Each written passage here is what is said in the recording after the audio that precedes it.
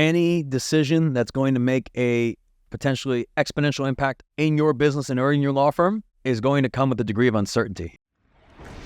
In fact, I would take this opportunity to say that if you have certainty around something, then it's either, number one, you have blind spots that you're not seeing, or it's the kind of thing where it has very little upside, right? It's like investing your money in bonds, right? Or treasury bonds, or like a CD, like where you have a certain fixed percentage rate where it's safe, but that oftentimes doesn't have the same amount of upside as investing something with more uncertainty and volatility. Or maybe sometimes you have this feeling in your gut that this is the right decision. I know it. That's wonderful. I think there's a lot of power to relying on your gut. We've evolved as human beings that can be very, very beneficial, but your gut's not always right. And if you respond that way, then you're going to be generally making emotionally based decisions. So sometimes your gut is right and it's supported by other evidence, right? And it's saying, okay, well, this is a good indicator that I should move forward.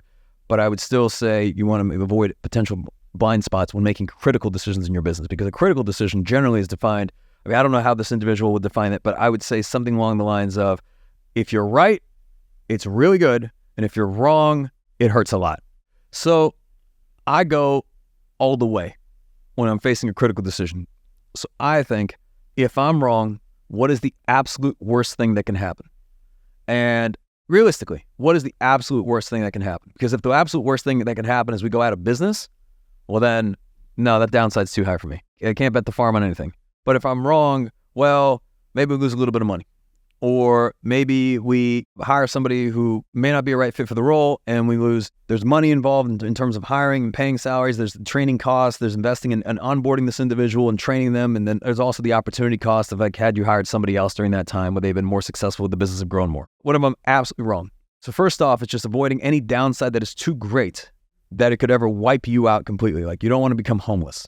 But the 99.9% of decisions are not that. Really, when you're evaluating risk, it's looking at, kind of like this expected value equation, right? Ray Dalio's, from Bridgewater, he writes about it in his book Principles. And it's just this idea of, you look at things from a probability standpoint, right? So there's the upside of being right, there's the downside of being wrong, and then there's the probability of being right and the probability of being wrong. So meaning that if you have a very high probability of being right and you have very high upside, then hell yeah, brother, you go ahead and make that decision. But let's say it's flipped the other way and you have a very high downside and you have a very high probability of being wrong. Probably shouldn't invest in those NFTs. Probably should wait that one out. The answer is no. Or this is one of these things like YOLO, let's just roll the dice.